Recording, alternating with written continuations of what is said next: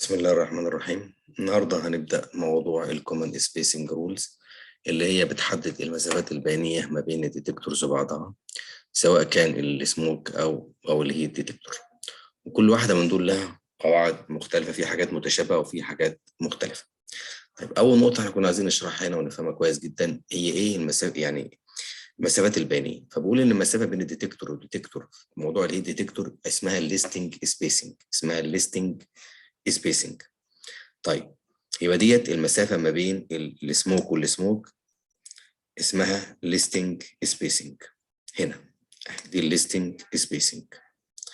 طيب، وعندي في السموك ديتكتور اسمها النومينال سبيسنج.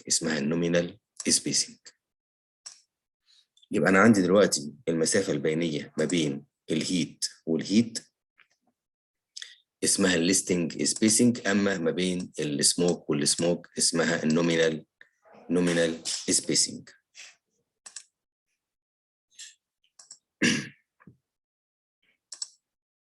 طيب، عندي برضو هنا الديزاينيتنج، بيتكلم هنا الديزاين سبيسنج اسمها ايه؟ اسمها ديزاينيتنج سبيس اس دي.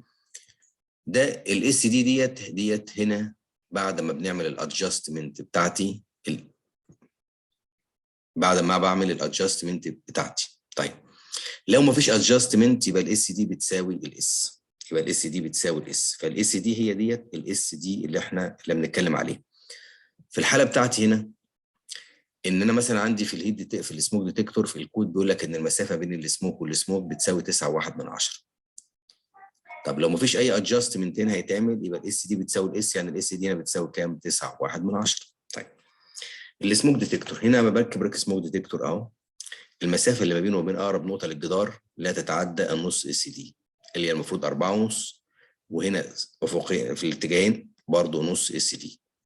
طيب، المسافه بين ديت وديت المفروض دي كده اكبر من نص اس دي، لان ديت كده الوتر، ده الوتر الموجود عندي، ده القطر، الدايره القطر بتاعتي اهوت.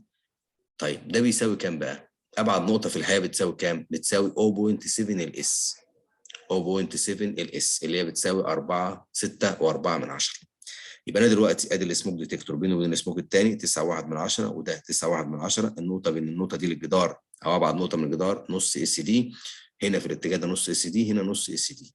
طيب، النقطه اللي معظم الناس بتقع فيها هنا الدايره اللي بتتعمل دلوقتي. هنا بيحط السموك ديتكتور بيعمل حوالي دايره عشان يشوف الكفرج ويشوف الاوفرلاب ده.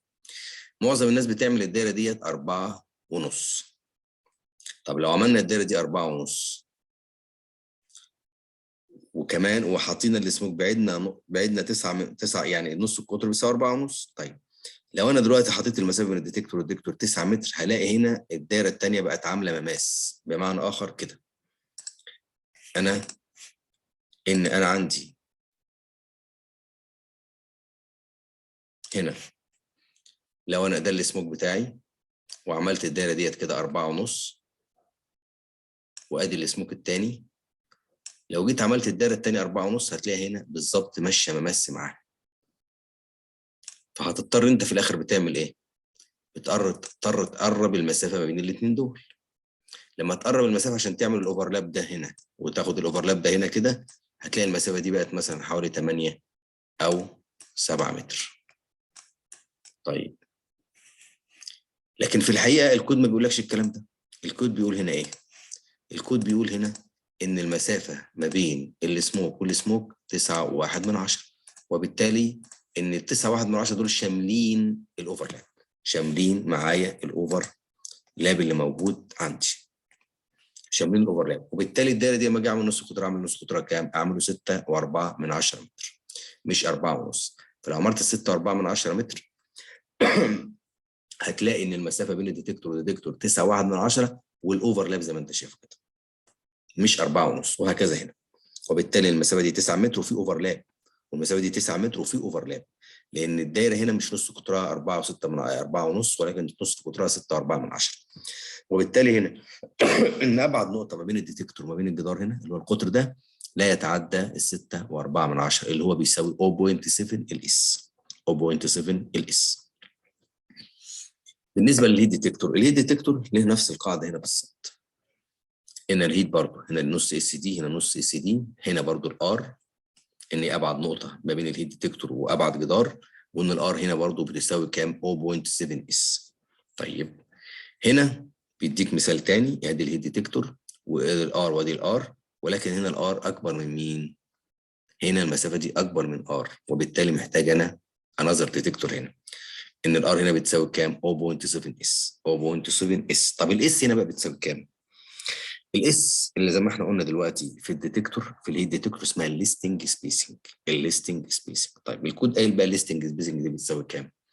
الكود هنا قال لك الليستنج سبيسنج روح للمانيفاكتشر، ما حطلهاش قيمه زي السموك ديتكتور، قال لك روح للمانيفاكتشر، ما عطاكش قيمه ليها زي السموك. وبالتالي لو رحنا للمانيفاكتشر الموجوده في السوق هنلاقي مثلا في حوالي 12 وفي 15 وفي 18، في عندي اكتر من ماركه، في ادوارد، في سيمبلكس، في جنت، في اكتر من حاجه. هتلاقي عندي المسافات المينيموم بتاعي حوالي 12 متر. يبقى المسافه بين الهيت والهيت ديتكتور كام؟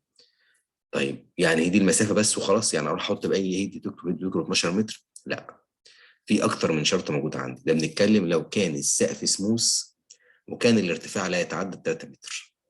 يبقى دلوقتي لو انا عندي سقف ما فيهوش اي نوع من انواع الكاميرا خالص، وهنخش على الشروط بتاعتها دلوقتي، تمام، وفي نفس الوقت اللي ارتفاعه كام؟ 3 متر، يبقى كده اقدر احط المسافه بين الديتكتور والديتكتور اللي هي المينيمم كام عندي او اللي موجوده في المانيفاكتشر كام؟ 12 متر. يا 12 متر ده احنا كنا بنعملها 7 متر. لا، ما فيش شروط دلوقتي هنشوفها، وفي اكتر من كونديشن هيتحط، وهنقلل المسافات بناء على الكونديشنز دي. وبالتالي انت ممكن تلاقي ان المسافه بين الهيت ديتكتور والهيت ديتكتور ممكن لا تتعدى 7 متر، وممكن تبقى اقل من كده كمان. فال 12 متر او ال 15 متر او ال 16 متر اللي انت بتتكلم عليهم الاستنجز دول مش مسافه، مش حاجه كبيره قوي مع الهيت ديتكتور، لان الهيت ديتكتور فيه اكتر من شرط بيتحكم فيه، وفي اكتر من حاجه هنعمل لها ريدكشن بناء على الحالات او الكيس اللي هتقابلنا دلوقتي. تمام. طيب ده في الكود عندي رقمه كام؟ اللي هو شابتر 17 بتاع نيشيتنج ديفايس 17.6.3.1.1، ده الخاص بالجزء بتاع الهيت ديتكتور الموجود عندي. طيب تعالى بقى دلوقتي اول نقطه عندنا هنخش عليها اللي هي موضوع ايه؟ الهيت ديتكشن ديزاين. الهيت ديتكشن هنبدا دلوقتي بمين؟ بالهيت ديتكشن مش السموك، بنتكلم تاني هيت ديتكشن. طيب ازاي اعمل هيت ديتكشن ديزاين؟ اول حاجه قال لك ابدا بايه؟ ابدا start with listed spacing. يعني لازم اروح دلوقتي اجيب مين؟ الليستد سبيسنج. يبقى اروح للمانيفاكتشر دلوقتي واللي احنا اتكلمنا عليه، وهنشوف دلوقتي الليستنج سبيس، الليستد سبيسز دي قد ايه. دي رقم واحد. بعد ما جبتها اروح اشوف بقى اطبق الريدكشن. يعني ايه اطبق الريدكشن فاكتور؟ تو ادرس سيلينج هايت.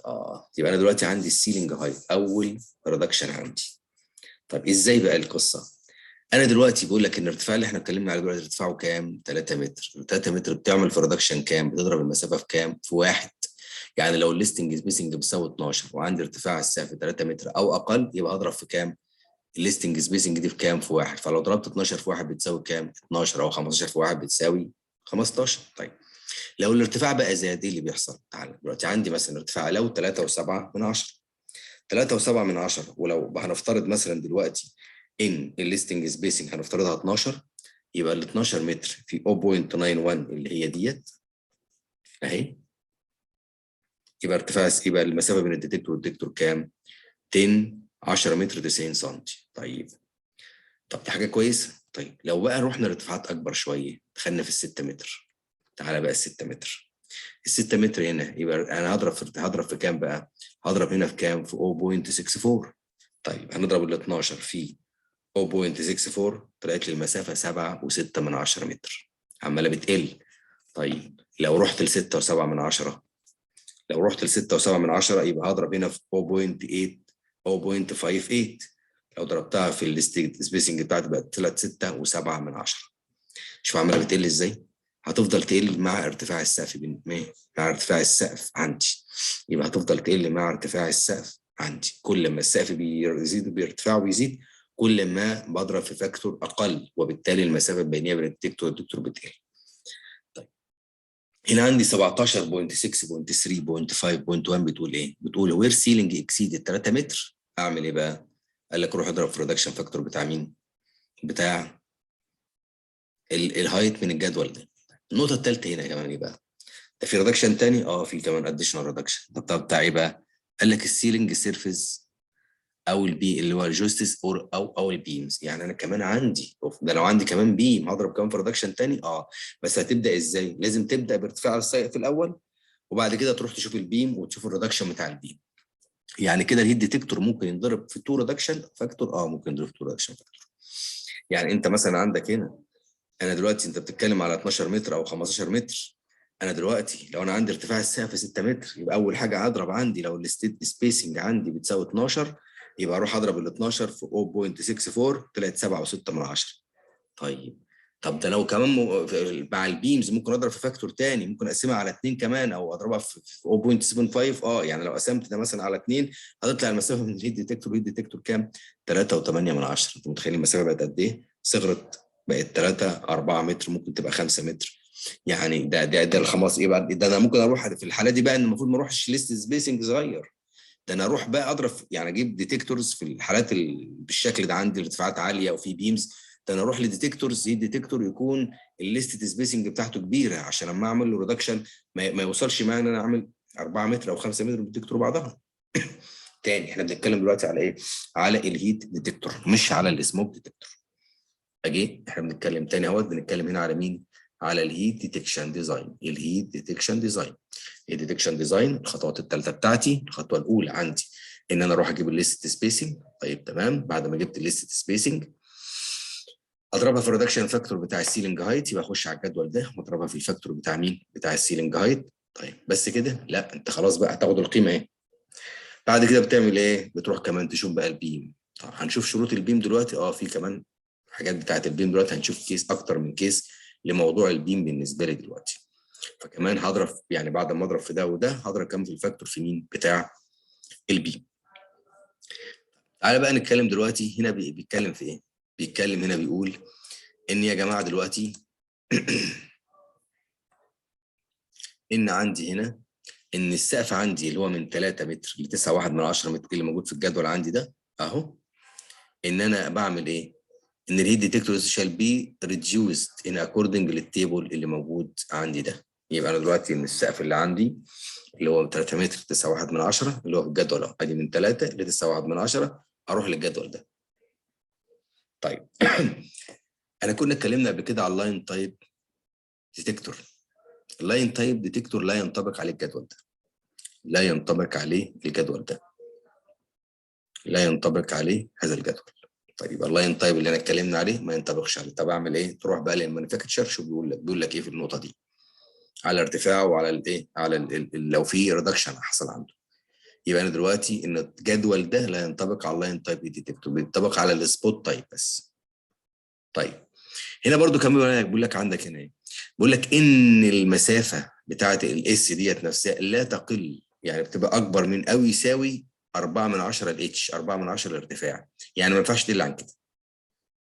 يعني بقى ما تقعدش تقلل في الديتكتور او المسافات في الاخر انها تبقى اقل من 4 السبيس. يعني لو السبيس عندي الارتفاع عندي مثلا 10 متر، يبقى انا دلوقتي 4 منه 4 من الاتش يبقى كام؟ 4 متر. يبقى ما ينفعش ان انا اقلل المسافات التباينيه بين الديتكتور وبعضها عن 4 متر.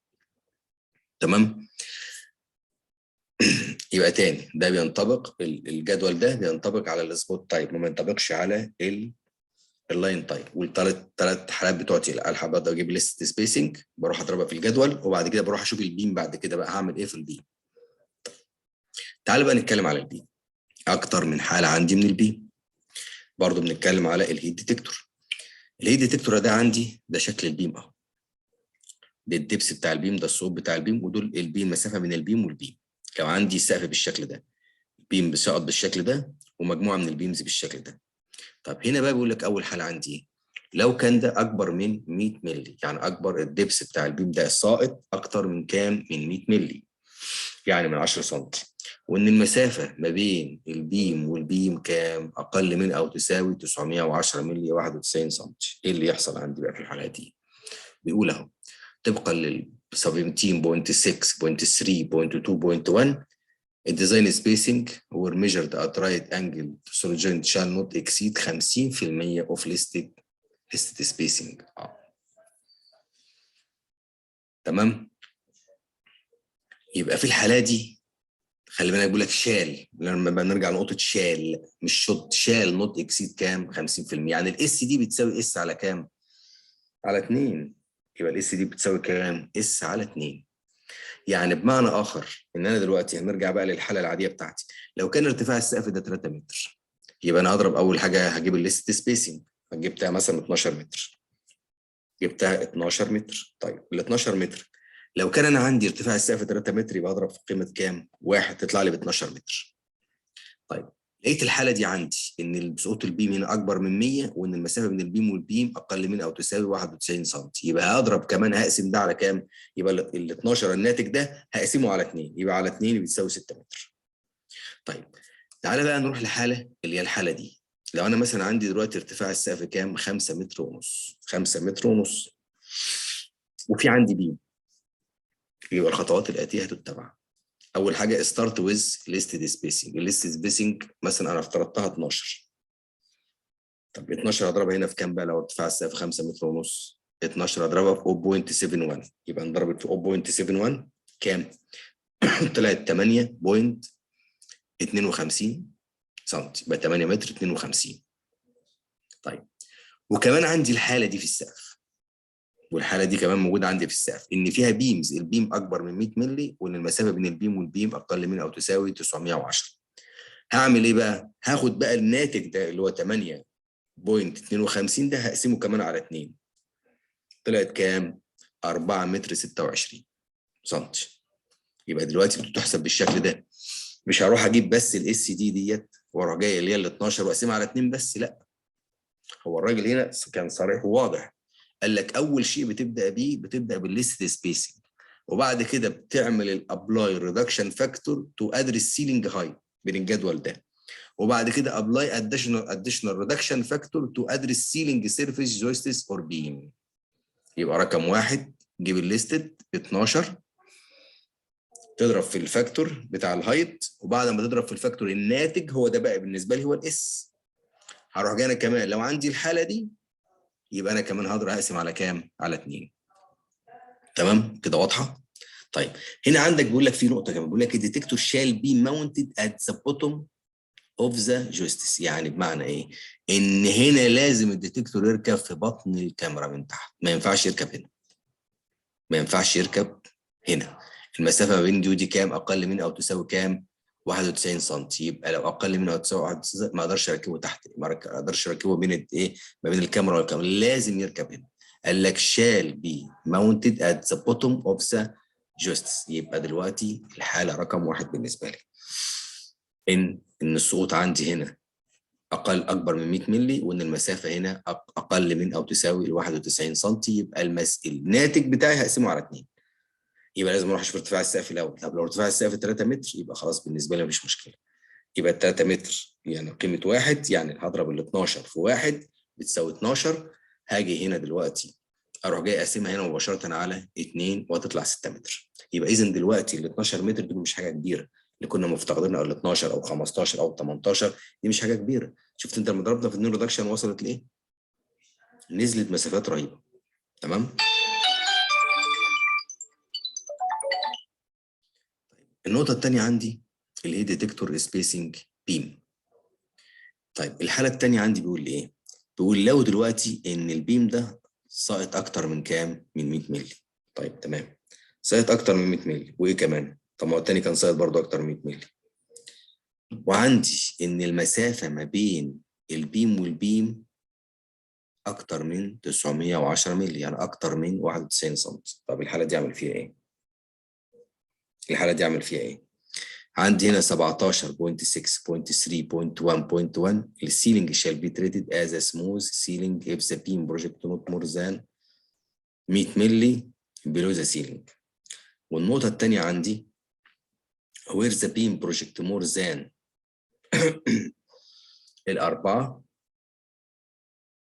more than 100 مللي below the ceiling the spacing of a spot heat detector at right angle to the direction or beam travel shall not be more than تلتين اوف ذا ليستد سبيسنج. طيب يبقى النقطه دي عندي بيقول لي ان لو ده اكتر من 100 مللي وان المسافه اكبر من 910 يبقى الاس هنا بتساوي الاس دي بتساوي كام؟ بتساوي التلتين الاس، بتساوي تلتين الاس. تمام؟ بتساوي تلتين الاس. يبقى انا دلوقتي هضرب في 2 في 2 على 3 2 على 3 اللي هي 66%. يبقى في الحالة الثانية إن أنا دلوقتي هضرب في كام؟ في 66%. يعني لو الحالة دي عندي إن السقف 3 متر يبقى هضرب في 66%. يعني بمعنى آخر لو ضربت دلوقتي ال 12 إحنا فرضناهم في 66% هتطلع 7.9. طيب لو بقى السقف أعلى يبقى نفس الكلام، هروح أضرب في الفاكتور بتاع السقف وبعد كده أروح أضرب في الفاكتور ريدكشن بتاع مين؟ اللي هو التلتين. يبقى دي الحالة رقم 2 بالنسبة لي. دي الحالة رقم 2. طيب هنا الحالة رقم 3. الحالة رقم 3 بيقول إيه؟ بيقول دلوقتي إن هنا المسافة أكبر من كام؟ أكبر من الديب عندي أكبر من 460 مللي، السقوط عندي أكتر من 460 مللي، وإن المسافة ما بين البيم والبيم أكبر من 2.4 متر. Where the beam project more than 460 مللي below the ceiling and والسبيسنج ما بينهم من السنتر للسنتر اكتر من 2.4 متر، هعتبر ان دول منطقتين منفصلتين تماما، وبالتالي كل منطقه فيها هيت ديتكتور لوحده. يبقى الحاله الثالثه بالنسبه لي بتقول ان دلوقتي ان البيم ده ساقط اكبر من 460 مللي، وان المسافه ما بين البيم والبيم ده تمام اكبر من 2.4 متر، وبالتالي هعتبر ان المنطقه دي منطقه منفصله تماما. دي منطقه هتحط فيها هيد ديتكتور لوحده وده فيها هيد ديتكتور لوحده. تمام. هنا بقى هنا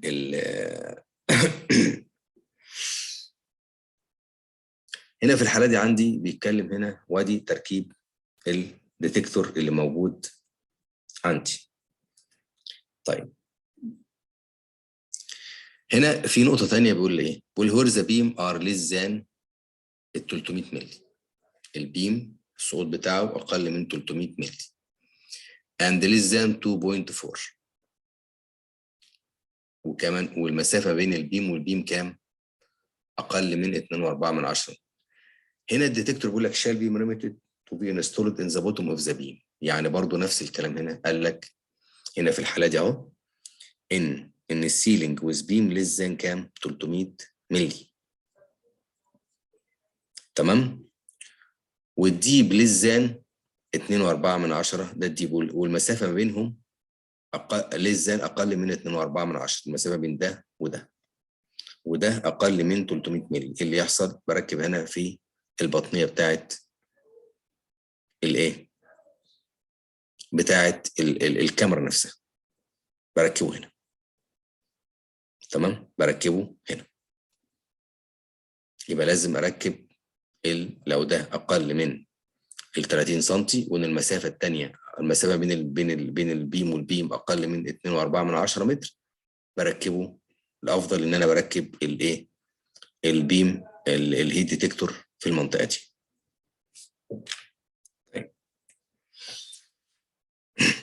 ده طبقا ل 17.6.3.3.2. هنخش على نقطه ثانيه، هي موضوع لو السقف عندي دلوقتي في سلوب. نرجع بس للنقطه دي تاني. هنتكلم في الثلاث كيسات. الكيس الاولانيه ان ده اكبر من 100 مللي وده اقل من 91 سم، يبقى هنا بيساوي هقسم على 2 بالاضافه ان انا اوريدي ضربت في الفاكتور بتاع الارتفاع. الكيس الثاني عندي ان الصوت ده اكتر من 100 مللي والمسافه دي اكبر من 910 ملم، فهقسم هنا على كام؟ اضرب في تلتين بالاضافه للفاكتور بتاع ارتفاع السقف. الحاله الثالثه عندي ان الصوت هنا اكبر من 460 والمسافه ما بين البيم والبيم اكبر من 2.4 متر، خلاص انا هعتبر المنطقتين دول منطقتين منفصلتين وكل واحده فيها هيت ديتكتور لوحده. هنا بقى نتكلم على اذا كان في السقف اللي هو فيه سلوب بالشكل ده. السقف اللي فيه سلوب بالشكل ده اهو واضح هنا وهنا واضح. تمام. هنا الشرط عندي بيقول ايه؟ بيقول لك ان انت ما ينفعش تركب في النقطه دي، يعني ما ينفعش تركب ديتكتور في الحته دي، في المنتصف ده بالظبط ما ينفعش تركب فيه. نوت ان ذيس اريا، ما تركبش ديتكتور في الاريا دي. تقدر تركبه بعد كام؟ 91 سم من الارتفاع ده، يعني ما ينفعش يركب هنا.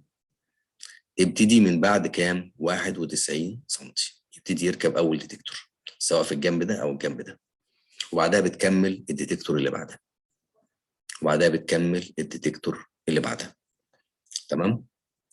طب ده بالنسبه مين؟ للهيت ديتكتور سبيسنج سلوب. طيب هنا عندي بيقول ايه بقى؟ انا عندي هنا اكتر برضو من حاله، عندي هنا اكتر من حاله. هنا بيقول ايه؟ السيلينج سلوب للزان 30 درجه، لو اقل من 30 درجه ايه اللي بيحصل؟ For ceiling slope less than 30 degree all detector shall be spaced using height at the peak.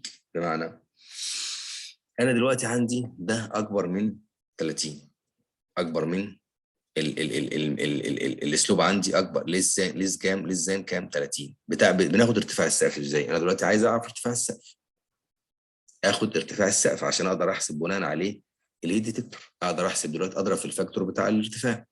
فقال لك روح خد بقى، لو اقل الاسلوب اقل من 30 خد الارتفاع بتاعك هو البيك، هو اعلى حاجه، هو اعلى حاجه. يعني ده اقل من 30، قال لك ساعتها ارتفاع السقف عندي هو الارتفاع ده. تمام كده؟ هو الارتفاع ده. تمام كده؟ طيب النقطه الثانيه برضو هنا اللي دي نقطه توضيحيه ثانيه، ان اول ديتكتور بيركب على بعد كام من الاسلوب؟ كام؟ 910 مللي. وبعد كده ابتدي اركب، احط بقى الايه؟ الهيت ديتكتور بعد الارتفاع بيساوي كام؟ هنا بقى بنتكلم لو اقل من 30 درجه الاسلوب، يبقى هعتبر ان الهايت ده هو ده الهايت بتاعي، ان الارتفاع هو اقصى ارتفاع هو ده ارتفاع الهيت ديتكتور، وهروح اضرب فيه الفاكتور. يعني مثلا لو عندي ده 3 وده 5 هروح اخد الخمسه، وهروح اضرب في الجدول ان الارتفاع بتاعي بيساوي 5. تمام؟ طيب هنا بيتكلم برضو عن المسافات. هنا عندي بيقول لي برضو ان ديت المفروض اقل من او تساوي مين؟ الاس دي بتاعتي، اللي هو بين الاس والاس، اللي ما بين الديتكتور والديتكتور، او الديتكتور هنا اللي هو هنا ما بيركبش في الحته دي، ما بيركبش في النقطه دي. طيب النقطه الثانيه عندي بيقول ايه؟ لو الاسلوب ده 30 درجه او جريتر. تمام؟ all detector او other than those located in the peak shall be spaced using the average slope height or the height of the peak. بمعنى اخر ان لو عندي هنا ان الهايت ان الاسلوب ده اكبر من 30 او تساوي 30، انت بتاخد هنا الارتفاع بالنسبه لك هنا، يا بتاخد الهايت يا بتاخد البيك، يا بتاخد البيك يا بتاخد الافرج بتاعتي. يعني هنا ممكن اعتبر الافرج، يعني ده لو ده 5 وده 2 اجمع الاثنين واخد الافرج. ممكن يكون احسب هنا على المتوسط، الارتفاع المتوسط عندي، مش هحسب على البيك. البيك ده لو كان اقل من 30 باخد البيك على طول. يبقى على ارتفاع 5 يبقى اروح اضرب في الجدول بتاع الخمسه، او 6 يبقى هضرب في الجدول بتاع الست. طب هنا في الحاله الثانيه، لا الحاله الثانيه لو اكبر من 30 يبقى مش هقدر اخد ده، هاخد المتوسط بتاعهم. يبقى هحسب دلوقتي لو ده مثلا 6 وده 3، يبقى 6 زائد 3 بتساوي 9 على 2، يبقى انا هحسب المتوسط بتاعي بيساوي كذا، وهو ده اللي هروح اضربه في الجدول بتاع الارتفاعات، مش البيك بالنسبه لي. فالكود هنا كان واضح وصريح، قال لك ان هو يا بتاخد دوزز لوكيتد ان ذا بيك shall be spaced using the average slope height or the height of all peak of the peak. في عندي برضو هنا النقطة اللي بنتكلم عليها، اللي هو بيتكلم ان الديتكتور، اول ديتكتور ما يركبش برضو في مين؟ في خلال اللي هو 91 سم عندي، ما يركبش فيه الواحد، يعني لازم ابعد 91 سم عشان اركبه. في صورة هنا واضحة اكتر اللي هي بنتكلم عليها ديت في 91 سم. في صورة هنا اوضح اهي، هي دي ان انا ما اركبش هنا، واقل شيء ان انا اركب كام؟ على بعد كام؟ 91 سم من البيكن، وابتدي ان انا احط الديتكتور اللي بعد كده اهو واضح معايا.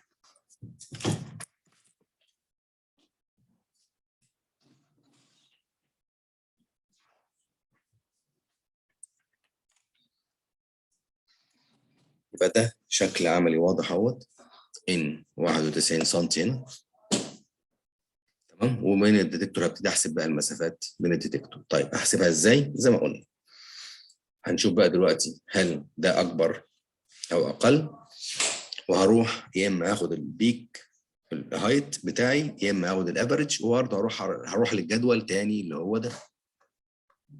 هو ده وهضرب في القيمه اللي هتطلع، سواء بقى انت خدت البيك او خدت الافريج هتطلع القيمه وهتيجي في الجدول ده تضربها، وعشان تعرف المسافات البينيه ما بين الديتكتور والديتكتور الثاني طيب النقطه ديت لو انا عندي سقف بالشكل ده ايه اللي بيحصل؟ لو قالك لو السقف بالشكل ده خلاص بركب ديتكتور هنا وباخد برضو المسافات البينيه بين الديتكتور وبعضها. هنا بيقول لك تريد دوم سيلينج از بيك سيلينج.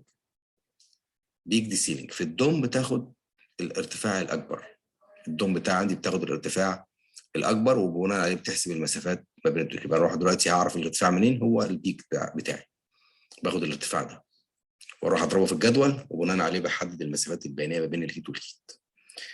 في نقطه ثانيه عندي هنا الهيت برضو، ان لو عندي هنا او اي ديتكتور عامه سواء سموك او هيت بيقول ايه عندي.